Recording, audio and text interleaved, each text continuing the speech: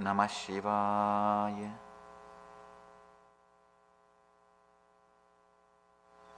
I welcome you all with my love and respects.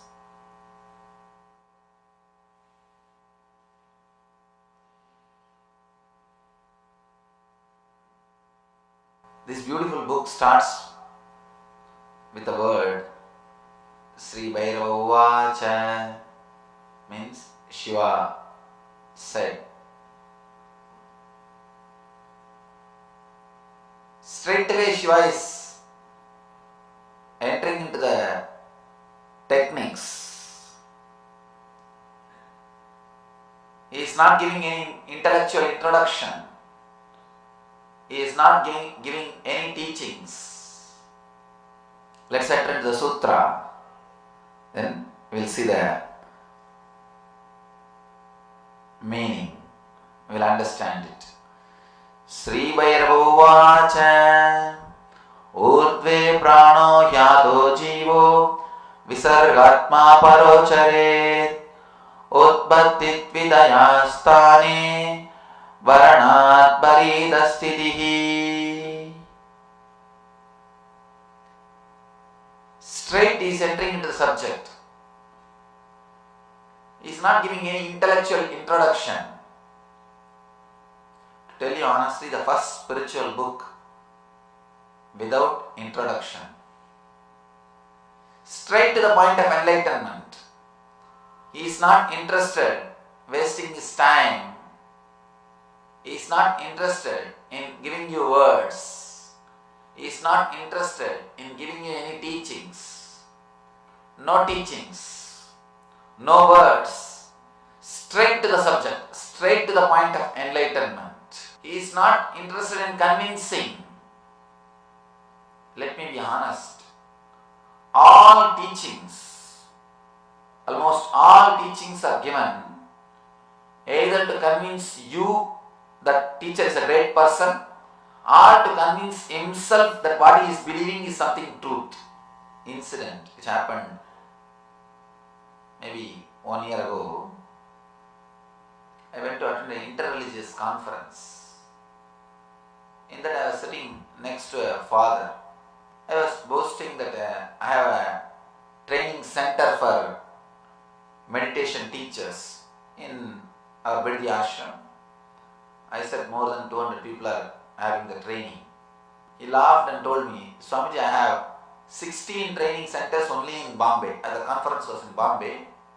Only in Bombay I have 16 training centers. Each training center trains more than 400 preachers. I was shocked.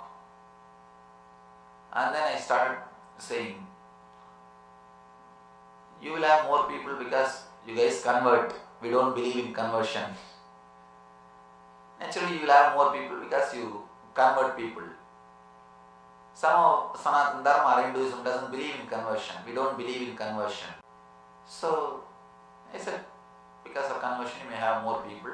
Then, slowly in the course of conversation, after some time he understood that I am teaching meditation and I am helping people and giving life solutions. He asked me, Swamiji, I want to sit with you privately for some time. I said, you are welcome. He came and we spent more than 1 hour. He was asking some solution for his own personal problems. Anyhow, I tried to help him and he was very happy and he is helped. After everything is over, he was about to leave. At the time I asked him, see, one thing is sure, you yourself don't have solution from what you are teaching. Then why are you teaching so aggressively? And I know he teaches, he goes on condemning other religions. See, saying your religion is great is beautiful, nothing wrong. But saying that nothing else is truth, that's where the problem starts. He goes on condemning all other religions. I told him, you yourself don't find solution for your own life. Why do you preach so aggressively? By the time he became very open and he started speaking the truth, he told me, Swamiji, I feel a tremendous fear. What I am preaching is truth or not. I feel completely insecure. But when I see 10,000 people following me, I feel a little secure. All 10,000 can't be fools. All 10,000 can't be fools. No, it is true. Please understand. I am saying the truth. He told me this very word. I am feeling the insecurity, Swamiji. But when I see 10,000 people are following me, when I am able to convince 10,000 people, then I feel a little confident. Oh, I can be fooled, but 10,000 will not be fooled. All 10,000 will not be fooled. I was shocked. But understand, this is the truth.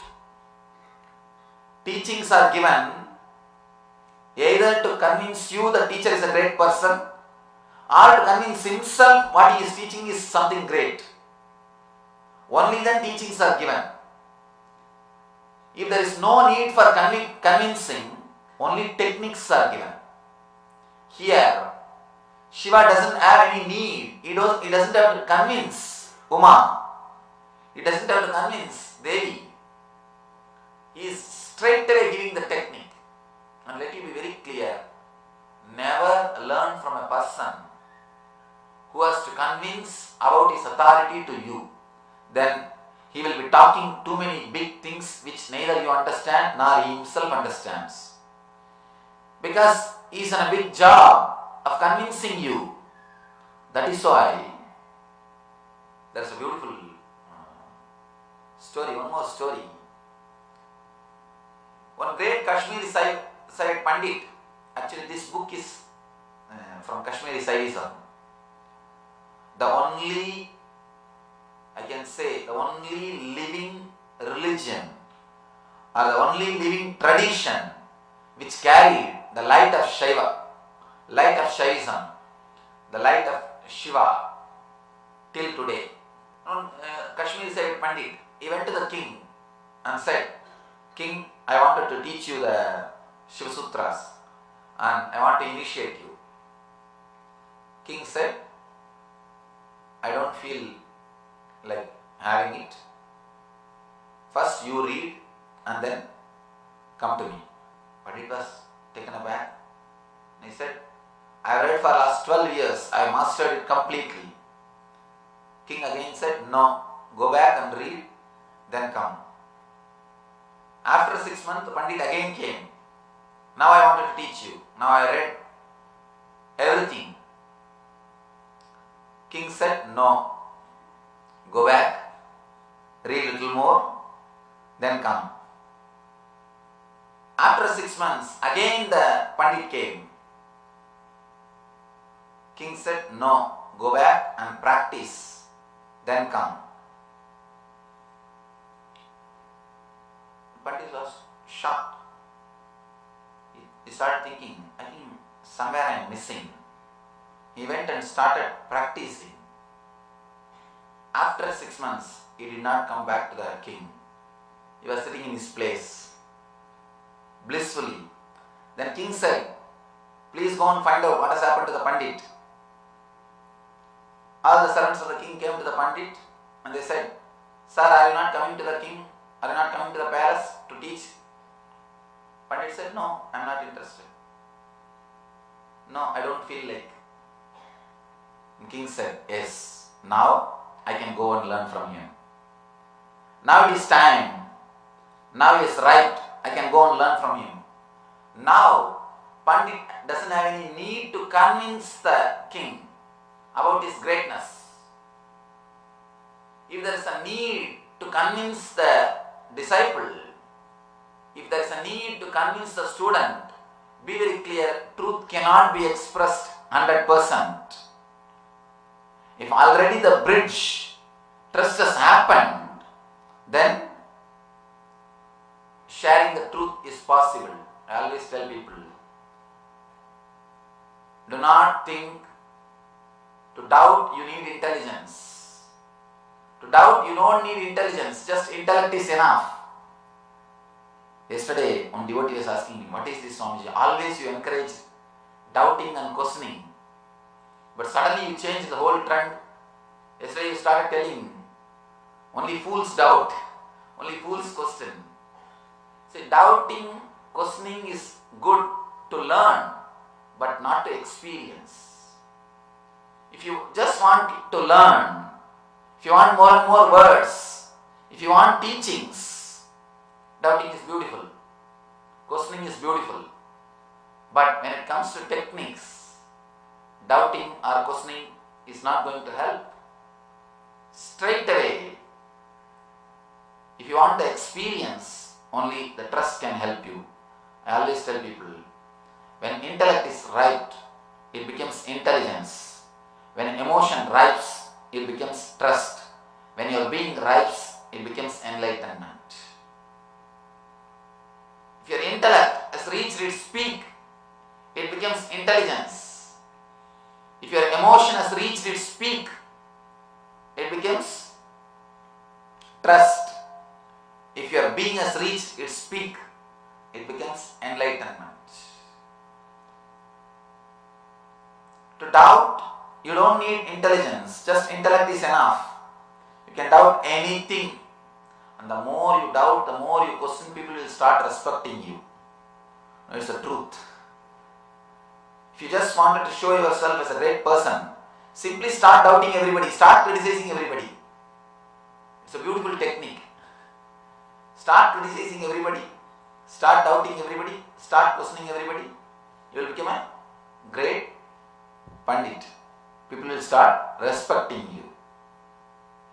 Here, no teachings, straight away enters into the technique. He is not even saying, now I am starting meditation techniques. Even that much he is not saying. Straight to the technique. He says, start doing it. He is not speaking about anything else. No introduction, no teachings. Yesterday, one devotee asked me, what is this, Swamiji? When you spoke about Gita, you said Gita is the ultimate book. And yesterday you pulled the Gita completely down. And now you say, Shiva Sutras is the ultimate book.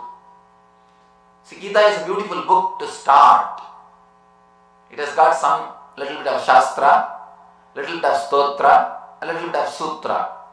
There are some techniques and there are some Stotra, the glory part, and there is a Shastra which gives you the intellectual base. It's like a mix of everything. But the danger is you may miss the essence. You may get caught in the Shastra or Stotra. You may lose the Sutra part. You may lose the technique part. It's a mixture. Whenever you mix, there is always problem. You may miss the essence. You may miss the truth. But here, you cannot miss the truth. It's a foolproof book. Anybody who goes through this book cannot miss. It's a foolproof technology. You can't escape. You can't miss the truth because here nothing else is there. No sugar coating. Nothing. Straight away gives the truth. No teaching. No intellectual stuff.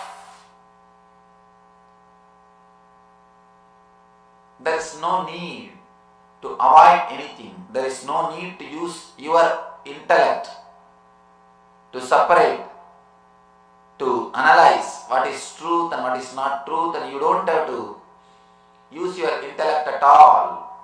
As far as this book concerned, straight away open and start practicing. It's a practical manual. It's a practical manual. That is why no teachings. This is not for the people who are yet to be convinced. It's a straight book for the people who want to practice. I have brought few stories to tell you all about the teachings, how teachings work. A patient goes to the psychiatric doctor and says, "Doctor, it is too much. I can't run my life. I don't know what I can do. But one thing, I can't live my life in the same way. Too much of problems." Psychiatrist says, "Yes, we all have problem. I know. Let's try to help each other. I'll start 4 sessions at a week. $100 per session. We'll start from tomorrow." Patient says, "Yes, doctor, I understand. This will solve your problem. What about mine?" So teachings may solve the problems of teacher, but not the student. Teachings may solve the problem of teacher, but not the student. All teachings, either it is given as a commandment or given as a theory. One thing, at least with commandment, you know directly commands are given to you. But when you start reading theologies, in a very cunning, subtle way, the commandments are inserted into your inner space. Logically, you are convinced. Logically, you are convinced to follow these rules.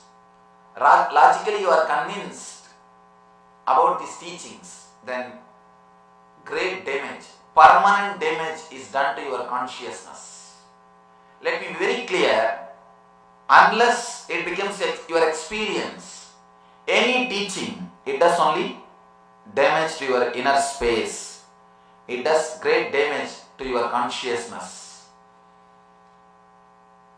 It is better to escape from teachings than having them without the experience. I have one more story. Suddenly one day farmer noticed that one of his cow is missing, and there is a railroad near his farm, and he sued the railroad company, thinking that cow has died. And company hired a best lawyer, big lawyer in the city, to settle the matter out of court. Somehow lawyer convinced the farmer. Farmer accepted 50% as percent of what he was claiming and settled. After the settlement, after farmer signed the release form and took the check, lawyer felt really happy, and he was not able to keep quiet. He was talking about his victory, and he said, "I am really happy I won the case. Because I don't have a single witness, I can't stand in the court. I am happy that we have settled out of court." Farmer said, "Yes, I am also happy. I was also worried yesterday how to take only half of the amount. But today morning cow came back to the home." So I agreed. Be very clear.